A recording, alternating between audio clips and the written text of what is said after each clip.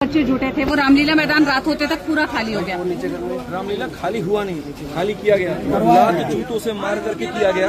Police के भेष में सिविल वाले पहन करके आए थे, सिविल वर्दी पहन करके, जो पुलिस होते हैं, पैंट उनकी वही थी जो पुलिस की होती है। शर्ट उन्होंने यहाँ पर व्हाइट पहन रखे थे और आकर के लड़कियों को लड़कों को मारना शुरू कर दिया, ताकि वो ये दिखा दे कि इनके आपस का दंगा फंसा है। और बाद में ये बोलते नहीं तो आपस में भिड़ गए। मैं कहता हूँ अगर मानो दो लोग आपस में भिड़ते हैं तो एक ही ग्रुप क्यों अरेस्ट हो रहा है, दूसरा क्यों नहीं हुआ?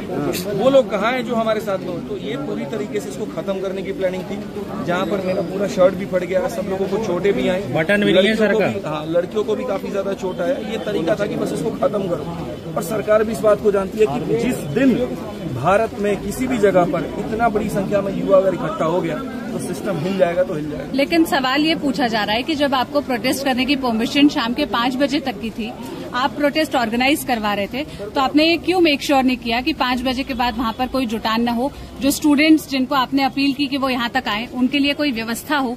आप ये बात एक तरफा कैसे कह सकते हैं कि हम प्रोटेस्ट कर रहे थे और सरकार हमारा प्रोटेस्ट खत्म करवाना चाह रही है? अगर मान लीजिए 5 बजे तक आपका परमिशन है, 3 बजे से ही ये सारी बातें अंदर से आनी शुरू हो गई थी कि दिल्ली पुलिस ने जो सोचा था बच्चों का, वो सिर्फ ये सोचा था कि दिल्ली के ही बच्चे होंगे।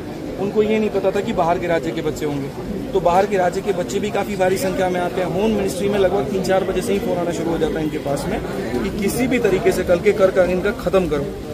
5 बजे के बाद ये निकल जाएंगे, 5 बजे बाद ये अपने घर चले जाएंगे। रात में सब घर पे सो रहे होंगे कि सुबह उठ के आना है, और सुबह ऐसा कर देंगे कि बैरिकेड टाइट कर देंगे, एंट्री नहीं देंगे। और ये काम ये 3 बजे से करना शुरू कर देते हैं। जो लोग पानी पीने के लिए बाहर निकलते हैं तो बैरक लगा देते हैं, वो अंदर नहीं आ सकते, और ऐसा ये होना शुरू हो जाता है। तो वो बहुत स्ट्रांग माइंड से जाता है। बच्चों में ये क्या हो जाता है कि अगर हम लोग उठ गए तो कल तो कर नहीं पाएंगे, तो इसलिए उठना ही नहीं। मानता हूँ कि ये गलत है, 5 बजे के परमिशन के बाद में 5 बजे के बाद बैठना ये गलत है, लेकिन आप अगर प्रोटेस्ट करते हैं, धरना देते, तो आप हर चीज सही नाप करके नहीं कर सकते। गलत तो ये भी है जो एडीक्यूटी कर रही है, गलत वो भी है जो एसएससी कर रही है। इतने सवाल अगर कर रहे हैं तो आप चेयरमैन से साहब जा करके पूछो कि यहाँ पर कितनी गलतियां उसने की। आदित्य जी, एक मिनट, लोग ये पूछना चाह रहे हैं, जो आम दर्शक ये वीडियो देख रहे हैं, उनके मन में ये सवाल है कि आखिर ऐसा क्या हो रहा है, क्यों आए दिन एसएससी के खिलाफ प्रोटेस्ट हो रहे हैं?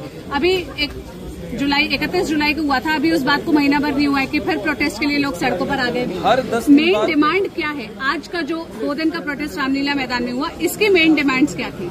हमारे 3 डिमांड्स थे।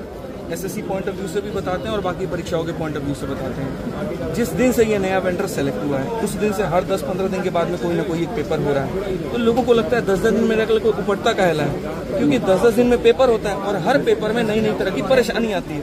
जैसे फेज 13 में जब पेपर हुआ, हाँ, तो 500 किलोमीटर दूर सेंटर भेजे गए। हाँ। अंडमान निकोबार में सेंटर भेजा गया। कुछ सेंटर्स तो ऐसे थे जहाँ आप जा नहीं सकते, जंगल झाड़ में सेंटर था, नीचे आटा चक्की है, गाय का तबेला है और ऊपर सेंटर है। ये सारी परेशानी उसमें आती है। सर्वर के इश्यूज आते हैं, 20-20 मिनट तक बच्चे का पेपर ऑन ब्लैंक रह जाता है। चलो ये सारी की सारी बातें जब मिनिस्टर से कहते हैं तो वो कहते हैं अगले में सुधार कर देंगे। हाँ। स्टेनो में फिर से 500 किलोमीटर दूर सेंटर आता है। 79% लोगों को ही उनके 3 प्रेफरेंस वाले स्लॉट मिल पाते हैं, 21% लोगों को नहीं मिलता है। हाँ। और एवरेज दूरी जो रहती है वो 280 किलोमीटर की होती है। हाँ। इतनी दूरी से उनको दूर भेजा जाता है। अब पहला ये पॉइंट। दूसरा, उसके बाद में स्टेनो में ये कहा गया कोई सर्वर इशू नहीं होगा, सर्वर इशू होता है। तीसरा, आप स्टेनो में देख लीजिए, नई बीमारी निकल के आती है। रीजनिंग के अंदर में यहाँ पर गणित के सवाल पूछे जाते हैं, जबकि गणित सिलेबस में नहीं होता। तो क्यों बच्चा परेशान होगा? क्यों हर 10 दिन बाद वो सवाल नहीं करेगा सिस्टम से? ऑप्शंस ऐसे हैं बिंदुए वाले, क्वेश्चन और ऑप्शन मैच नहीं करते। 13 की परीक्षा से स्टूडेंट्स परेशान थे। उसमें भी एडुकेटेड के पास टेंडर था। उसके बाद आप कह रहे हैं कि स्टेनो, और अब आप लोग प्रोटेस्ट कर रहे हैं कि जो सीजीएल का एग्जाम होने वाला है उसमें ऐसी गड़बड़ी ना हो। तो इसीलिए पहला मांग हमारा ये था कि एडिक्यूटी हटाओ। दूसरा हमारा ये मांग था कि जैसे रेलवे की परीक्षा होती है, बाकी यूपीएसआई और बाकी स्टेट एग्जाम्स की परीक्षा होती है, उनमें क्या होता है कि खाली ये बता दिया जाएगा कि फॉर्म का फीस इतना है और इतना पद है, पेपर कब होगा इसके बारे में कोई जानकारी नहीं होती। सोचिए अगर भारत में चुनाव इस व्यवस्था पर होने लगे कि यहाँ पर 5 साल के बाद में जो चुनाव होता है, रिजल्ट घोषित होता है, सारी चीजें उसको अनिश्चित कर दिया जाए, तो क्या व्यवस्था बनी रहेगी? तो बच्चे के साथ में ऐसा क्यों करते हैं आप? 2014 का पेपर जाकर के आप 2022 में बिहार एसएससी का पेपर लेते हैं। यही हाल झारखंड का है, यही हाल रेलवे का है, यही हाल यहाँ पर बाकी सभी परीक्षाओं का है। तो बस एक ऐसा कैलेंडर हो जिसमें डेट फिक्स हो, जिसमें हो कि प्री हम इतने टाइम में कराएंगे। आप एक की जगह 1.5 साल ले लो, फर्क नहीं पड़ता है। लेकिन सही समय तरीके से आप कराइए, जो बच्चा हक रखता है।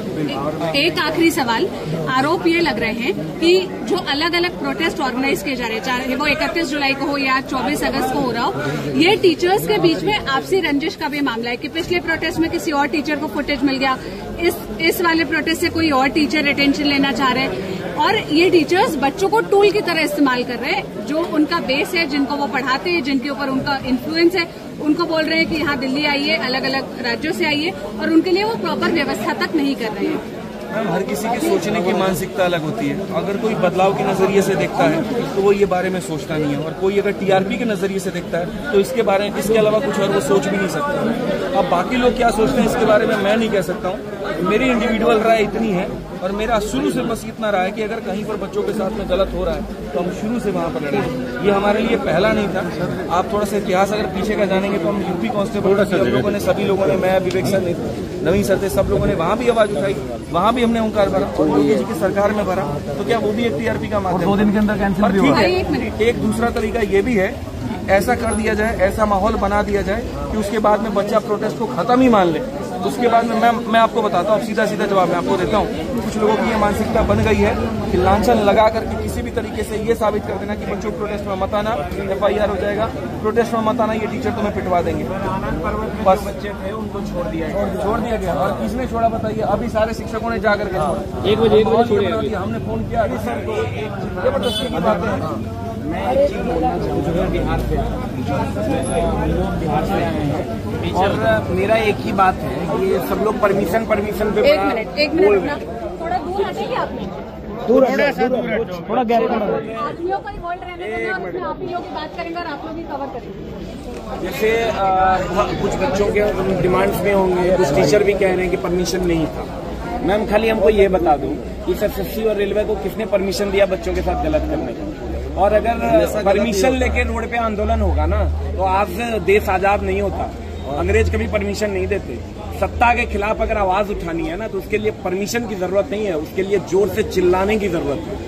और नहीं चिल्लाओगे ना, तो उनका तो रूल है। अगर आपको रूल फॉलो करना है ना, तो उसका रूल है। बच्चे दूर से आए थे, वो कहाँ जाते हैं? तो आपको 1 मिनट, आपको 24 और 25 अगस्त, मैम मैं आपसे एक बात पूछना रहा हूँ। आपको 24 और 25 अगस्त को परमिशन की, चलाओ लाइट जलाओ। 24 और 25 अगस्त को प्रोटेस्ट की परमिशन थी, लिया लाइट, परमिशन कैंसिल हो गई है। अब क्या करेंगे?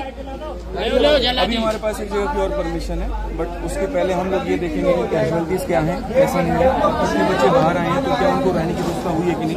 हालांकि लड़कियों के लिए हम होटल करते हैं, लड़कों के लिए भी हमने कुछ शिक्षकों ने अपने आवाज पे रोक लिया है, कुछ अपने कोचिंग में रोक लिया है। कल के लिए हम लोग देखते हैं कि और क्या कर सकते हैं। सारी चीजें सही होने के बाद ही डिसीजन लिख पाएंगे, और कलेक्टिव डिसीजन होगा, ना इंडिविजुअल पहले कभी रहेगा।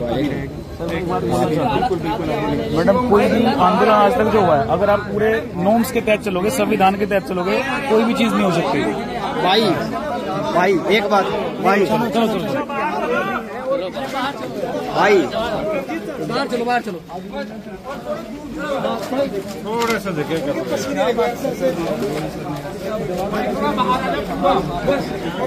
तो भाई बार एक के सवाल आवा भाई, बच्चों को परमिशन का क्यों नहीं बताया, बच्चों को परमिशन का क्यों नहीं बताया, इतनी दूर दूर से बुला लिया। चलो भाई, अभी तो गुरु जी दुखी है, बाकी पूछेंगे भाई, ये बात भी पूछूंगा, कल पूछूंगा। हम लोग आनंद थाने से आ रहे हैं, 26 बच्चों को छोड़ दिया गया है, लेकिन उसमें बच्चों के साथ ऐसा व्यवहार किया गया है, बच्चों को गाली दिया गया है।